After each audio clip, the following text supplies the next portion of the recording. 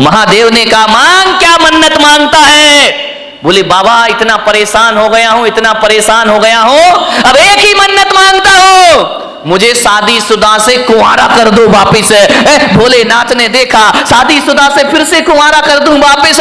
भोलेनाथ ने कहा निकल यहां से बाहर। अरे बोले बाबा ये कैसी बात है कि आप मुझे बाहर निकाल रहे हो, मेरी मन्नत पूरी करो। भोलेनाथ ने कहा कि मैं मन्नत तो पूरी कर लूंगा, लेकिन पागल है तू, मन्नत नहीं तू जन्नत मांग रहा है, जन्नत में तुझे शादीशुदा को कुंवारा कर दो, ये मन्नत नहीं ये जन्नत की डिमांड हुआ। ध्यान रखना तुम्हारा घर जन्नत बन सकता है, इसमें कोई भी डाउट नहीं है। थोड़ी सी समझदारी अपने अंदर रखिए, समझदारी आ गई तो घर को जन्नत बनने में ज्यादा देर नहीं लगा करती है। ध्यान रखें। मान्यवर आपसे निवेदन है,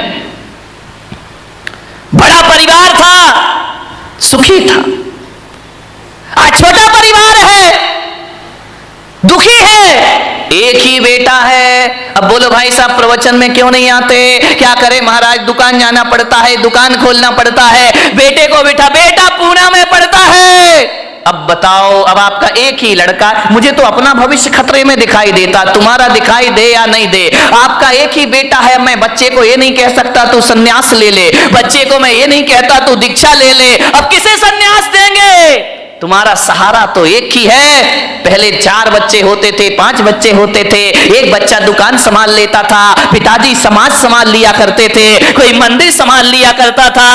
अब तो हमारे यहां संभालने वाला कोई नहीं, अब तो घर नौकरों के हवाले हमारे हो गए हैं, और दुकान जो हो गई है वह पार्टनरशिप में चला करती है। घर के बच्चे ही नहीं है, बहुत बड़ी बड़ी फैक्ट्री बन जाती है, और बच्चा अमेरिका में जाके पढ़ता है, वापिस लौट के नहीं आता, बाप बेचारा यहां रोता है, इस करोड़ों की फैक्ट्री का उत्तराधिकारी कौन हो? समस्याएं बहुत ज्यादा हो गई हैं एकल परिवार से।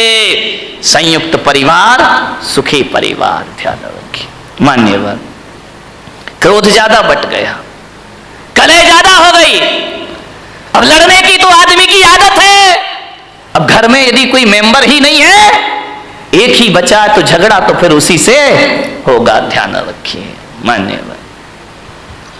कलह बढ़ गई हमारे घरों में, ऐसे बात करते हैं किसी से जैसे उस पर कोई एहसान कर रहे हो, जवाब नहीं दिए जाते हैं। हालात ये हो गए हैं कि पति बेचारा थका हारा घर पहुंचता है, आवाज लगाता है कि सुनती है एक गिलास पानी लाके दे दे, प्यास लगी है बहुत। अब पत्नी क्या बोलती है, देख नहीं रहे मैं सीरियल देख रही हूं, टीवी देख रही हूं, ऐसा करो जाके चुपचाप पानी पी लो, और हो सके तो एक गिलास मेरे लिए भी ले आ। हालात बहुत खराब है घरों के, स्थितियां भी। तुम तो पी लो और हो सके तो एक गिलास मेरे लिए भी पानी लेकर आ जाए। यही चल रहा है ना घर में। शर्माओ मत, देखो सही बताओ जो कुछ चल रहा है। मैं कोई प्रवचन कोई आकाश से उतर के तो आते नहीं है। एक महिला ने पूछा महाराज एक बात बताओ, तुम्हारी शादी हुई? मैंने कहा मेरी तो शादी नहीं हुई है। बोले आपका परिवार था? मैंने कहा मेरा तो कुछ भी नहीं है। बोले कब दीक्षा ले ली? मैंने कहा बहुत छोटी सी उम्र में दीक्षा ले ली। तो बोले आप एक बात बताओ, तुमने शादी करी नहीं, तुम्हारे बच्चे हैं नहीं, तुम्हारे बीवी है नहीं है, फिर एक बात बताओ महाराज, ये तुम्हें घर की बातें कहां से पता चलती हैं? ये घर गृहस्थी की बातें कहां से जान लेते हो? अरे मैंने कहा मैं कहां जानता हूं। तो बोले आप इतनी बातें बोलते हो, इतना उदाहरण घर गृहस्थी के देते हो, ये बताओ महाराज तुमने ये सीखा कहां से? मैंने कहा मैंने कुछ नहीं सीखा देवी, तुम्हारे पति आते हैं मेरे सामने, रोते हैं चले जाते हैं, अपनी घर की बातें तुम ही बता जाती हो, तुम अपनी बातें बताती हो, मेरा प्रवचन तैयार हो जाया करता है। और कहां से प्रवचन लाऊंगा? प्रवचन तो तुम्हारे बीच से बनेंगे, मैं कहां से लेकर आऊंगा? तुम ही आते हो महाराज, ये परेशानी, ये दिक्कत, वो दिक्कत, बस मैं पॉइंट नोट करते जाता हूं, मेरी डायरी में प्रवचन तैयार हो जाया करता है। और प्रवचन आएगा कहां से? समाज की बातें समाज के बीच रखना पड़ती हैं। आपको उसी भाषा में समझाया जा सकता है, आपको शास्त्रों की भाषा में समझ में आने वाला नहीं है। उदाहरण भी वही दिए जाते हैं जिसमें आप सुबह शाम जिया करते हैं। ध्यान रखना, ये दिल की बातें दिल तक पहुंच जाया करती हैं, वरना ज्ञान की बातें एक कान से सुनो और दूसरे कान से निकल जाती हैं। ध्यान रखिए, बड़े परेशान हैं लोग, बहुत हैरान क्रोध से परेशान हैं। अब क्रोध तो भाई आ ही जाता है, करोगे क्या करोगे, लाख कोशिश करो, क्रोध तो आ ही जा। जहां 4 बर्तन होते हैं वहां खटपट तो बोलो होगी। आगे भी तो मेरा गला क्यों फड़वा रहे मेरे भाई, ध्यान रखिए। अरे 4 बर्तन है वहां खटपट तो, अरे लड़ाई कहां नहीं होती है। ये मत सोचो कि केवल तुम्हारे घर में लड़ाई होती है, लड़ाई तो महापुरुषों के घर में भी हुआ करती है, बड़े बड़े ज्ञानियों के घर में झगड़ा हुआ करते हैं। अब आप भी बताइए, जिन्हें दुनिया महापुरुष बोलती है, आदर्श पुरुष माना करती है, लड़ाइयां तो उनके घरों में भी हुआ करती हैं। अब ये महाभारत बताओ, कोई गरीब घरों की लड़ाई तो थी नहीं, ये महापुरुषों के घरों की लड़ाई थी। महाभारत 2 भाई भाई लड़ रहे हैं, वो भी तो एक झगड़ा ही था ना। कौरव और पांडव ये महापुरुष गिने जाते हैं, इनके घरों में भी झगड़ा हुआ करता था।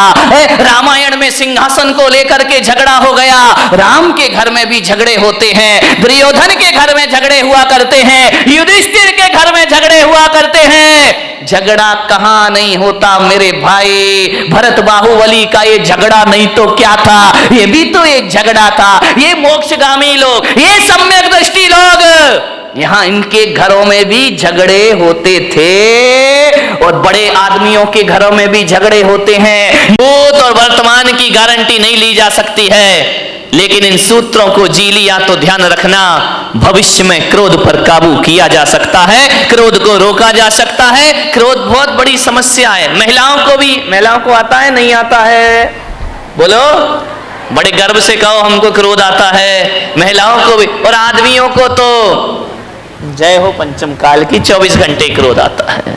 ध्यान रखिए, जीवन एक रंग भूमि है,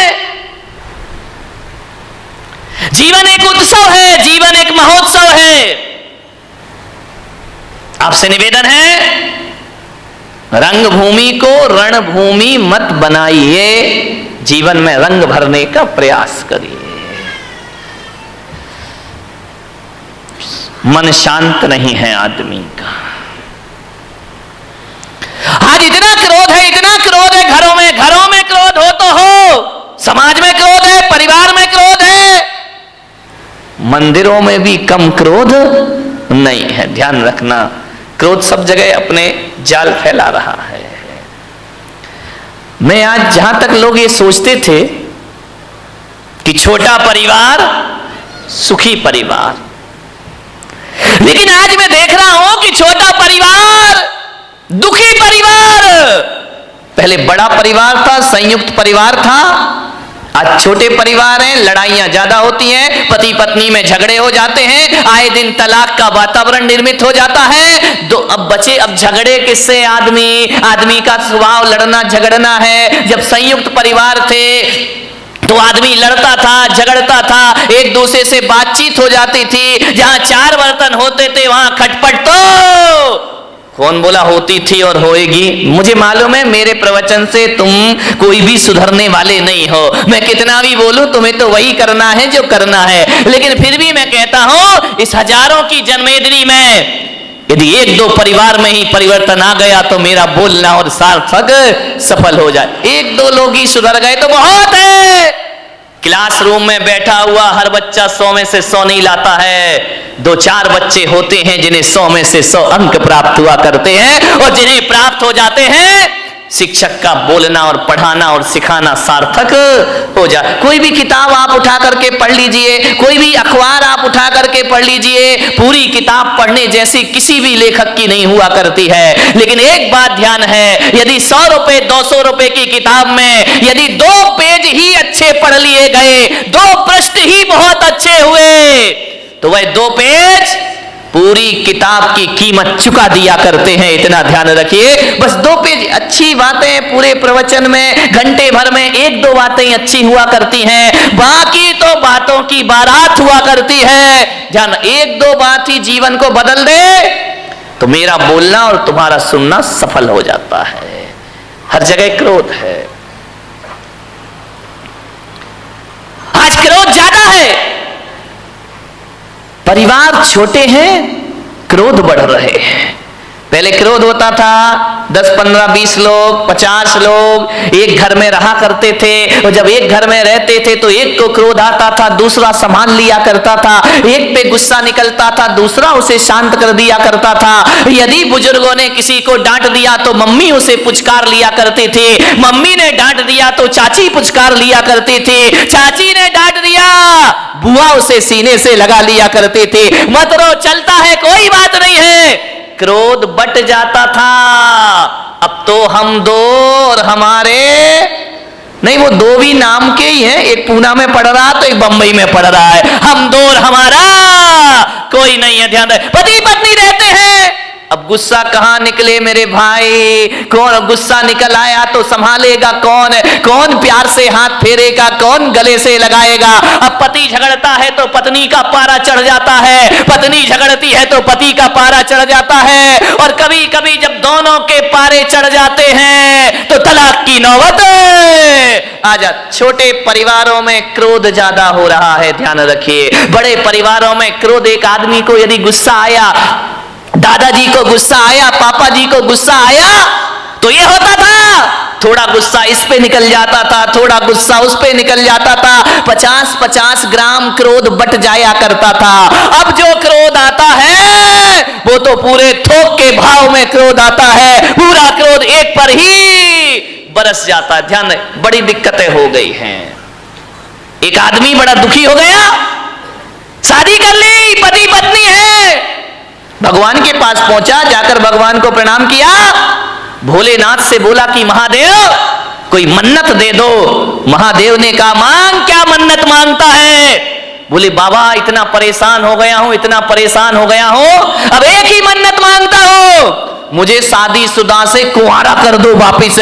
भोलेनाथ ने देखा, शादीशुदा से फिर से कुंवारा कर दूं वापिस। भोलेनाथ ने कहा निकल यहां से बाहर। अरे बोले बाबा ये कैसी बात है कि आप मुझे बाहर निकाल रहे हो, मेरी मन्नत पूरी करो। भोलेनाथ ने कहा कि मैं मन्नत तो पूरी कर लूंगा, लेकिन पागल है तू, मन्नत नहीं तू जन्नत मांग रहा है, जन्नत में तुझे शादीशुदा को कुंवारा कर दो, ये मन्नत नहीं ये जन्नत की डिमांड हुआ। ध्यान रखना, तुम्हारा घर जन्नत बन सकता है, इसमें कोई भी डाउट नहीं है। थोड़ी सी समझदारी अपने अंदर रखिए, समझदारी आ गई तो घर को जन्नत बनने में ज्यादा देर नहीं लगा करती है। ध्यान रखें। मान्यवर, आपसे निवेदन है, बड़ा परिवार था, सुखी था, आज छोटा परिवार है, दुखी है, एक ही बेटा है। अब बोलो भाई साहब प्रवचन में क्यों नहीं आते? क्या करे महाराज, दुकान जाना पड़ता है, दुकान खोलना पड़ता है, बेटे को बेटा पूना में पड़ता है। अब बताओ, अब आपका एक ही लड़का, मुझे तो अपना भविष्य खतरे में दिखाई देता, तुम्हारा दिखाई दे या नहीं दे, आपका एक ही बेटा है। मैं बच्चे को ये नहीं कह सकता तू सन्यास ले ले, बच्चे को मैं ये नहीं कहता तू दीक्षा ले ले। अब किसे सन्यास देंगे? तुम्हारा सहारा तो एक ही है। पहले 4 बच्चे होते थे, 5 बच्चे होते थे, एक बच्चा दुकान संभाल लेता था, पिताजी समाज संभाल लिया करते थे, कोई मंदिर संभाल लिया करता था।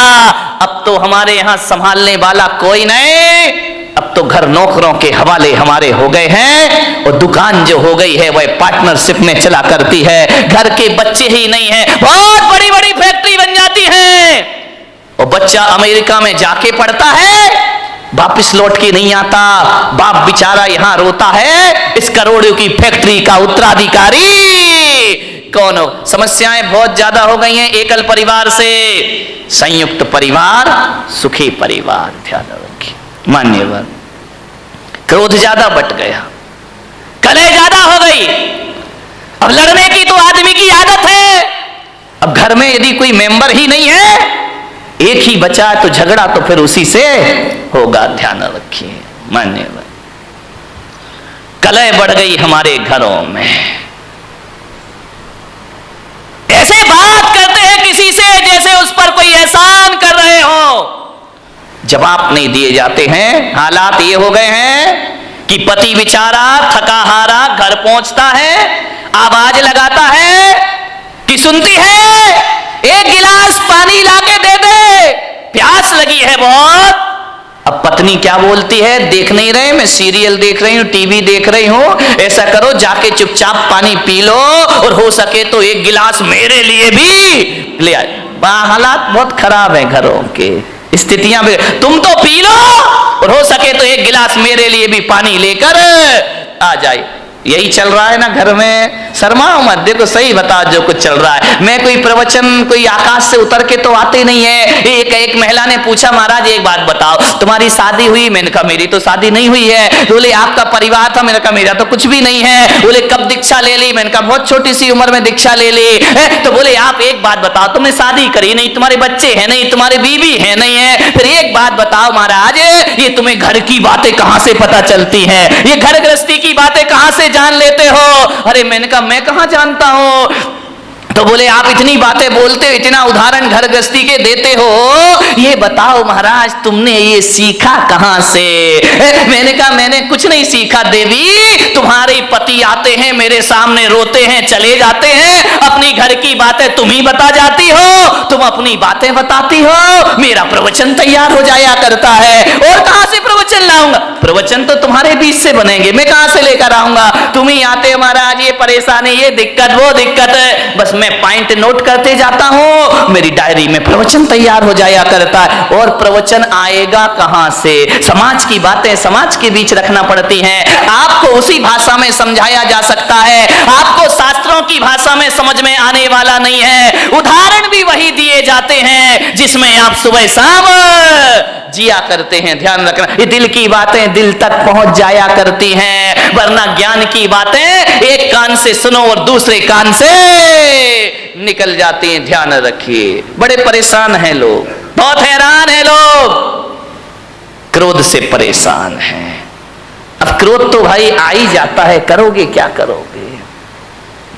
लाख कोशिश करो, क्रोध तो आ ही जा। जहां चार बर्तन होते हैं वहां खटपट तो बोलो होगी, आगे भी। तो मेरा गला क्यों फड़वा रहे मेरे भाई? ध्यान रखिए। अरे चार बर्तन है वहां खटपट तो, अरे लड़ाई कहां नहीं होती है?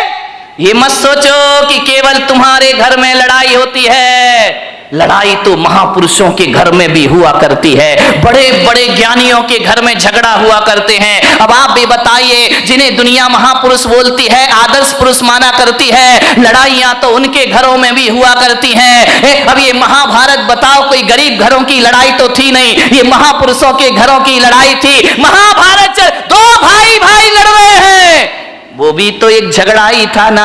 कौरव और पांडव ये महापुरुष गिने जाते हैं, इनके घरों में भी झगड़ा हुआ करता था। रामायण में सिंहासन को लेकर के झगड़ा हो गया, राम के घर में भी झगड़े होते हैं, दुर्योधन के घर में झगड़े हुआ करते हैं, युधिष्ठिर के घर में झगड़े हुआ करते हैं। झगड़ा कहां नहीं होता मेरे भाई? भरत बाहुबली का ये झगड़ा नहीं तो क्या था? ये भी तो एक झगड़ा था। ये मोक्षगामी लोग, ये सम्यक दृष्टि लोग, यहां इनके घरों में भी झगड़े होते थे, और बड़े आदमियों के घरों में भी झगड़े होते हैं। आदमी तो गाली ही गाली बोलता है, हर चीज पे गाली बकता है, बिना गाली के बातों की शुरुआत, कई का तो गाली तकिया कलाम बन जाता है, हर बात पे चार गाली बका करता है। मैंने कहा यार, जितनी भी गाली इस देश में है वो महिलाओं के नाम से सारी गाली है, माँ के नाम से, बहन के नाम से, बाप और भाई के नाम से कोई गाली इस देश में नहीं है। मैंने कहा इतनी सारी गालियां महिलाओं के नाम से क्यों है इस देश में? विचार किया कि महिलाओं को गाली आती है लेकिन ये गाली बका नहीं करती हैं, लेकिन आदमी 24 घंटे गालियां दिया कर। ध्यान रखिए मान्यवर, किन बातों पे झगड़ा होता है हमारे घर में? छोटी सी मानसिकता, बस संकीर्ण प्रवृत्ति हमारे यहां झगड़े को जन्म देती। हकीकत बताऊं, जीवन में 90% झगड़े फिजूल के हैं। देखना, कोई सिर पैर नहीं उन बातों का, कोई दम नहीं, कोई सेंस नहीं उन बातों में। जिन बातों में आदमी झगड़ पड़ता है, लड़ लेता है, मारपीट शुरू हो जाती है, दुश्मनी का चंद फिक्रों के लिए आदमी लड़ता है। मान्यवर, आप यदि क्रोध करने के बाद यदि शांत हो जाएं और एकांत में बैठकर सोचें, यार मैंने जो झगड़ा किया है ये लड़ने जैसी बात थी या नहीं थी? तो 90% बातें ऐसी हैं जिनका कोई वजूद नहीं हुआ करता है, उसमें आदमी झगड़ा कर लिया करता है। थोड़ी सी गलतफहमी आ गई, आदमी झगड़ा कर लेता है। थोड़ी सी शंका आ गई, आदमी झगड़ा कर लिया करता है। फिजूल की बातों में झगड़ा है। मेरा एक जगह चातुर्मास हो रहा था, और चातुर्मास में संत निवास के बाजू में एक बहुत बड़ा मकान था। सुबह सुबह हम लोग पाठ कर रहे, भगवान का भजन कर रहे हैं, झगड़े की आवाज आने लगी। अरे मैंने कहा भाई ये झगड़ा कौन कर रहा सुबह सुबह? मेरे साथ लड़के थे, मैंने कहा जरा देखो किसी ने टीवी चालू कर दिया है क्या? बोले महाराज झांक करके देखा तो बोले टीवी नहीं है, तो लाइव चल रहा है। मैंने कहा मतलब क्या है? बोले डायरेक्ट झगड़ा हो रहा है। मैं गया, मैंने खिड़की से झांका, दो पति पत्नी आपस में लड़ रहे, इतना लड़ रहे हैं कि लड़ते लड़ते कमरे से बाहर निकल आए, आंगन में आ गए। एक के हाथ में बेलन है, एक के हाथ में कौन बोला चिमटा है? चले ऐसे तुम लोग तैयार रहते हो बोलने के लिए। दोनों लड़ते झगड़ते बाहर आ गए, झगड़ा हो रहा। मैंने कहा इधर आओ। अरे बोले महाराज, मुझे देखा, झगड़े में थोड़ा सा ब्रेक लग गया। अरे बोले महाराज देख रहे हैं। मैंने कहा इधर आओ, ये सुबह सुबह भगवान के भजन करने का टाइम है, प्रभु के स्मरण करने का टाइम है, और तुम सुबह सुबह पति पत्नी आपस में झगड़ा कर रहे, कोई तरीका है जिंदगी जीने का? अरे बोले महाराज हो गया, झगड़ा हो गया। मैंने कहा किस बात का झगड़ा है मुझे बताओ, मैं फैसला करूं। बोले महाराज फैसले वाले का कोई बात ही नहीं है, तुम इनका लड़काए को रहे हो? बोले महाराज जब पूछ रहे हो तो हम बताते हैं, झगड़ा हमारा 12 बजे रात से चल रहा है। अरे मैंने कहा कमाल कर दिया, पति पत्नी दोनों हैं, 12 बजे रात से झगड़ा चल रहा है। मैंने कहा किस बात का झगड़ा चल रहा है? बोले कुछ नहीं महाराज, आज नींद नहीं आ रही थी हम दोनों को। तो बोले क्या करें? बोले टीवी भी नहीं चल रही, लाइट भी नहीं थी। तो मैंने कहा क्या किया तुमने? बोले बस लेटा लेटा मेरे मुंह से इतना निकल गया कि मैं अपने बेटे को डॉक्टर बनाऊंगा। पत्नी ने सुना, खबरदार तुम्हारा बेटा डॉक्टर नहीं बनेगा, तुम्हारा बेटा इंजीनियर बनेगा। तो मैंने कहा यार इतना क्यों बोलती? जब मैंने कह दिया मेरा बेटा डॉक्टर बनेगा। पत्नी ने कहा कोई तुम्हारा अकेला हक नहीं है, मेरा भी हक है, मेरा बेटा इंजीनियर। अब फिजूल की बात है, इस पे झगड़ा बढ़ गया। बोले देखता हूं कैसे डॉक्टर बनाएगा। बोले मैं भी देखती हूं कैसे इंजीनियर बनाएगा। झगड़ा बढ़ते जा रहा। बोले बढ़ते बढ़ते हाथापाई पर आ गए हम लोग कि डॉक्टर ही बनेगा, इंजीनियर ही बनेगा। इतना झगड़ा, बोले सवेरे के 4 बज गए लड़ते लड़ते। बोले देख तू ज्यादा बातें मत किया कर मेरे से, जब मैंने बोल दिया कि मेरा बेटा डॉक्टर बनेगा तो बनेगा। पत्नी ने कहा मैंने बोल दिया मेरा बेटा इंजीनियर बनेगा तो बनेगा। रात भर झगड़े। मैंने कहा एक बात बताओ, तुम दोनों आपस में लड़ रहे हो, झगड़ रहे हो, एक बार बच्चे की मर्जी भी पूछ लो कि तुझे क्या बनना है। बच्चे से पूछना ही नहीं है, दोनों लड़े जा रहे हैं, ये बिना सिर पैर के झगड़े। मैंने कहा बच्चे को बुलाओ बच्चे को, उससे पूछो कि तुझे क्या बनना है। पति ने पत्नी को देखा, पत्नी ने पति को देखा। अरे मैंने कहा बच्चे को बुला के लाओ ना। बोले बच्चा तो अभी पैदा ही नहीं हुआ है। तेरे की आदमी, बच्चा यदि पैदा हुआ तो डॉक्टर बनाएंगे। फिजूल की बातों का झगड़ा है, ये कोई झगड़ने की बात है? सास बहू में झगड़ा हो गया।